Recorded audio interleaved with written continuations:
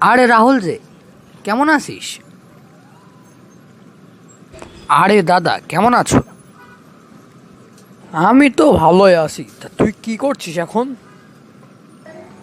আমি আজকে থেকে ভিডিও বানানো শুরু করেছি, কার্টুন ভিডিও। এ শালা কি বলছে এইসব? আরে সেটা আবার কি? কার্টুন তো নাম এর আগে শুনিনি কোনোদিন। এ আবার কেমন মানুষ, কার্টুন চেনে না?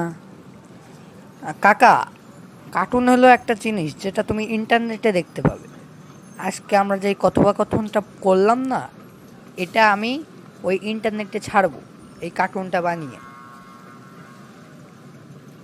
হুম, বুঝেছি।